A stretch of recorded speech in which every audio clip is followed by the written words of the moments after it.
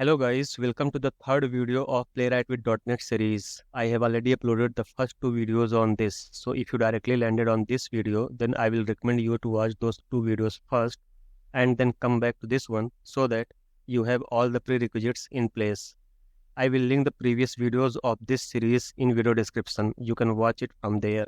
Okay, so agenda of this video is to discuss a bit about SpecFlow hooks at high level and then implementing it in our framework. And also, I'll be writing a method for loading the UI configuration properties, which I have declared in our framework in UI configs file, so that we can call that method in SpecFlow hooks. And this way, those properties will be available for our test. Okay, so what are SpecFlow hooks? You can consider hooks as actions which you may require to perform at different levels of execution. For example, you may need to perform some actions before test suite or before feature, or maybe before scenario or steps. So for each of these levels, we have hooks. So if you search for SpecFlow hooks and you click on this first link, you will land on this page. Here you can see all the supported hooks. You can see we have hooks at test suite level, feature level, scenario block, and then at step level. You can read the description of these hooks here. Also, we can call these hooks based on some conditions or tags which will be passing from our feature file. We will be using few of them in our framework. Now, you must have got some high-level understanding about the hooks. You will get some better understanding about these things once we progress with the video. Now, let's move on to Visual Studio, and here inside this hooks folder, create this UI hooks class file. And inside this class file, we'll be creating all the required hooks. So we are keeping this class as static. So we won't be creating instance of this class to access the methods. So inside this, first we'll create a hooks for before scenario. So let me do this before scenario. We have to just write this. Okay. And for this, we'll create the method. So let's do that. Public static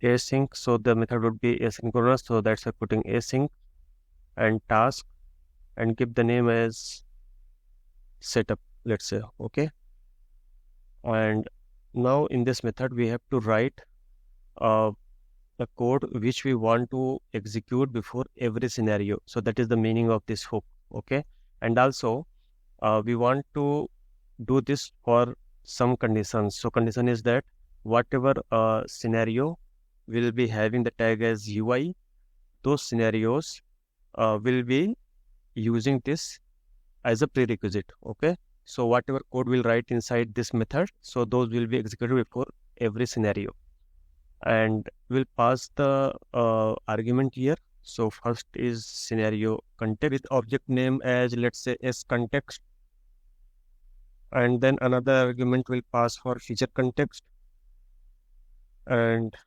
again we'll give name as f context, and then we'll pass one more parameter, I object container.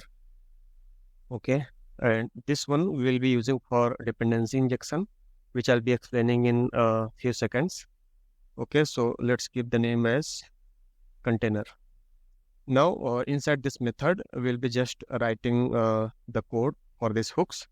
So the first thing we have to do is that we have to instantiate the Playwright object. Okay, so for that we'll use this Playwright. Sorry, just a second. Playwright dot, we have one method called create async. Okay, so we'll just get the object of this Playwright class. Okay, and we'll store it in object Playwright. Okay, and just put a wait here. Okay, so now we got this Playwright object. Okay, now if you remember, we have one method in this browser factory, launch browser. Okay, so now the next thing will be we'll be calling this method of this browser factory class. So for that we'll just write browser factory dot launch browser. This is the method, and this method will accept two parameter, if you see, one is for scenario context and another is for Playwright. So for S context, we'll use this one, and then we'll pass this Playwright here. Okay, and it will return the browser. So for that, we'll create this browser variable and we'll store into it. Again, we need to use await because the method is async. Okay, so now we got this browser variable. Now next, we'll create the browser context. I will explain what is that. So for that, first what we need to do is just type browser dot new context async. So if you see here, what is this? So this is something creates a new browser context. It won't share cookies or cache with other browser context. So you can consider a browser context like a isolated environment or browsing the sessions, and also each browser context has its own cookies and cache. So it is independent of other browser context. Okay, so there is no data sharing between the browser context, and they are fully isolated. Okay, so here we'll again create one variable for this and we'll pass it in page. Okay, so here, sorry, we can type is like context. Okay, so context is here, and just pass this one, and then next what we can do, we'll just create the page in this context. Okay, just put await here.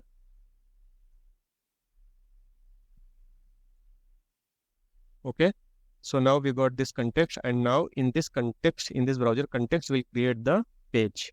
So for that, we'll just use this context dot new page async. We have this method. Okay, and here we'll get the page variable. Okay, so where page, and put await here. Okay, so now we got this page variable as well. Okay, now two things to mention here. So once we launch the browser in this browser context, then we have two ways to set the viewport of the page.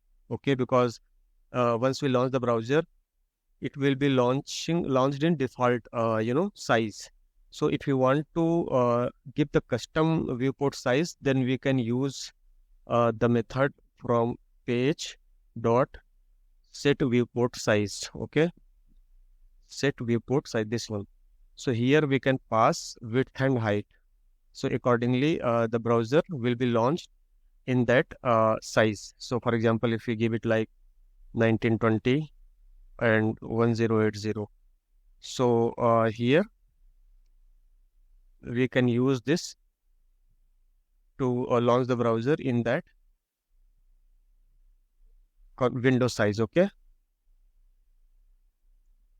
but another way is that because we might run our test cases in various resolution screen, right? So we have one other way to do the same thing. In this new context async, we can pass something called new browser new context option, this one. Okay, so here we can pass one property that is called view port size, this one. Okay, and if we pass it like view, just a second, hold up, yeah. So here if you pass it like viewport dot no viewport size, this one. Okay, so what will happen, so this way the browser will be launched in the maximum available resolution screen on which we are running our tests. So it is kind of dynamic, and it will adopt on the basis of maximum available resolution available on the machine. Okay, so we can pass this one. I think this one should be okay because this is the dynamic one, so we can ignore this part. Okay, so now we got all these variables in this hook, so I can repeat this part. So once we created this Playwright instance, then we are launching the browser. Okay. And then once we launch the browser, we are creating the browser context. Okay. And in that browser context, we are creating this new page. Okay. So now we'll come to the another point, which I was talking about this iObject container. So this one is something which we are using for, dependency injection. Okay. So what does this mean? So this means that whatever objects we are creating here, this has to be passed to every scenario in isolated way. And for that, we are using this iObject container. So with the help of this, all the instances will be available independently to each scenario, right? So for that, what we can do, we can register all these instances in this container. So for that, we can use the method which is available here. Let me show you that. Container.register instance edge, this one. Okay. So here we can pass that, we can register those instances. So first thing, we can register this one. Okay. And then we can copy paste these lines and we can register other instance as well. So second one would be this browser. Okay. And then third one is this context. Okay. And then fourth one is this page. Okay. Okay. So now this way we created this before scenario hooks.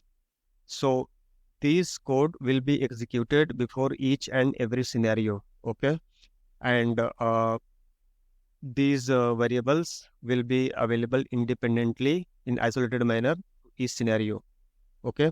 So basically I can repeat this part. So this dependency injection with this iObject container we are using to manage the life cycle of the variables or instance throughout our test execution, so that these variables are available in step definitions independently, because in a scenario we may have more than one steps. Okay.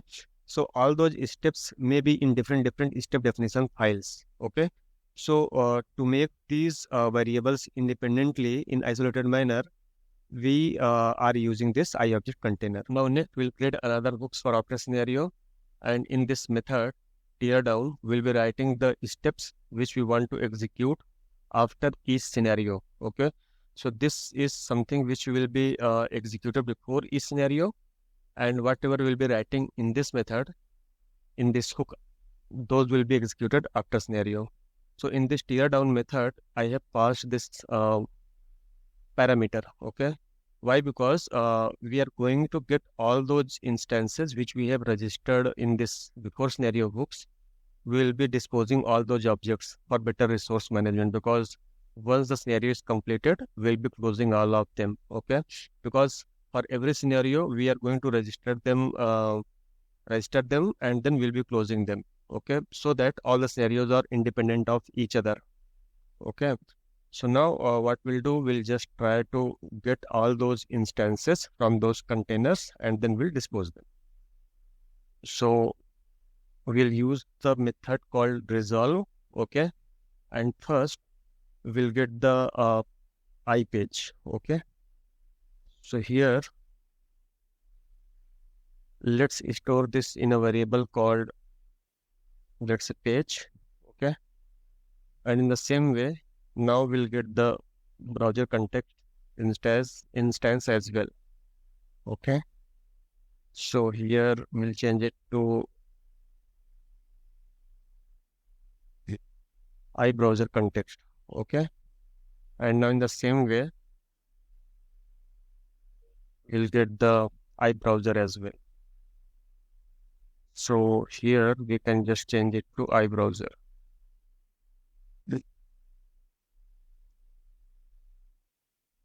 And let's keep the name as browser. Okay. So first we got the page instance, and then context, and then browser. Okay. Now next we can get the Playwright instance as well. So that will close that as well. So for that we can just change it to iPlaywright. Okay. and this one will store in Playwright. So now we got all the instances which were registered in the before scenario hook inside this container, and here we retrieved all those instances in this after scenario. Now we'll just close all of them. Okay, so for that we can just do place page dot close async, this method. In the same way we can do this for context as well. Okay, and use this auto suggestion, and then again we can do the same for browser as well. Okay, and then we'll use this for Playwright as well. So for Playwright we have this dispose. Okay, so finally in this after scenario, once that scenario is completed, these instances will be disposed. Next, we create another method for loading the UI configurations. So if you remember, in previous videos, we created this file, and in this file, we have some properties. So these properties we will be using in our test cases. So whatever values or these properties we pass from this JSON file, those values will be available for our test cases. But to do so, we have to load these configurations first. Okay, so for that we'll create the method in our hooks file, so that we'll be calling that method in the hooks. Okay, so now let's create that method. So this is the method which we are going to create for loading the UI configurations. We are passing this feature context as parameter because we are going to register that configuration to the feature context, so that those configurations will be available for all the scenarios in a given feature file. So for that, first we'll use the configuration builder to load the configurations. Okay, so for that we'll just declare one variable, let's say config. Okay, and we'll use configuration builder. Okay, this one. So in this we have one method called add user secrets. Okay, and in this method we have to pass from which source we want to add the user secrets. So we'll be passing the source our current executing assembly. So for that we can just type assembly, this one, and dot get executing assembly. Okay, this one. So now we just loaded all the secrets available in our current executing assembly. Also we can type add environment variable as well, meaning whatever configurations we have passed in our environment variables, those also will be loaded. And at the end we have to use dot build, so that we get all those properties values stored in this our config. Now next we'll create the object of this class. Okay, so for that we'll just declare another variable, let's say UI configs. Okay, and here we can just type this class name. So now here we created the instance of this class. And why we did this? We did this because now we have to map all the properties which we have declared in this class file to this object. Okay, so that we can register this object to the feature context. Let me write it so that you get some better understanding. So what we'll do, we'll just type config dot bind. Okay, and in this method we'll pass the first parameter as this class itself. Okay, and we'll bind all the properties which are declared in this class to this object. Okay, now all the values are available to this instance. Next we'll register this instance to this feature context. So for that we'll just write fcontext dot and we have something called feature container, and then register instance as. Okay, so in this we'll just register this instance.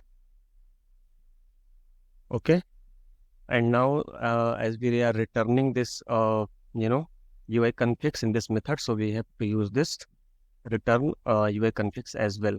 Okay, so now we just declared this method where we loaded all the configurations declared in this current executing assembly and in this environment variables. So those are available in this config, and then finally we map those properties which we have declared in this class to this object, and then we registered that object to this feature container, feature context, so that those values will be available for all the scenarios in a given feature file.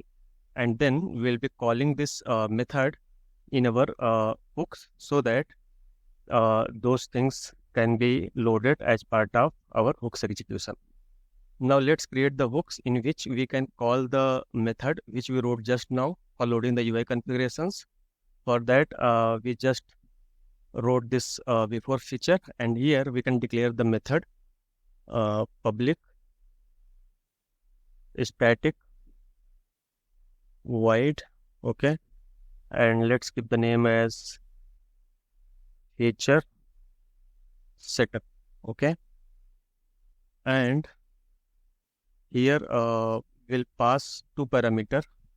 One would be for feature context and another will be for iObject container. Okay, so let's do that. Feature context f context comma, we can pass the iObject container as well, this one. Okay,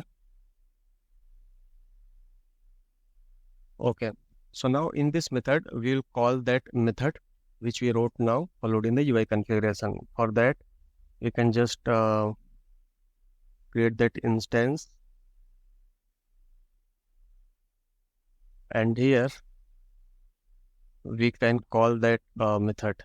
Okay, what is that method? Load UI configs, this one. Yeah, so in this method accepts the feature context instance, so we just pass this here, and now we'll register this UI configs in the container. Okay, so for that we'll just write container dot register instance as, and here we can just pass this UI configs. Okay, so now let me explain these hooks in this class file. So the first hook is this before feature. So the feature files which are having the tag as UI, for such features, before running the first scenario, this code will be executed. So here we just loaded all the UI configurations and registered that in the container, meaning these configurations will be available for all the scenarios in that feature file. The next is before scenario. So this code will be executed before each scenario in the feature file. Okay, and what this code is, that is something which I already explained. And then we have the third hook as after scenario. So after each scenario this code will be executed. Okay, so this part will be before each scenario and this part will be after each scenario. Okay, so this is the code which we have written in this hooks file. We are done with the agenda of this video. In next video, I'll come up with an application for which we can write the test in BDD format. Thanks for watching. Bye and take care. If you like my effort, please encourage me. I'll be creating more such content. Thank you.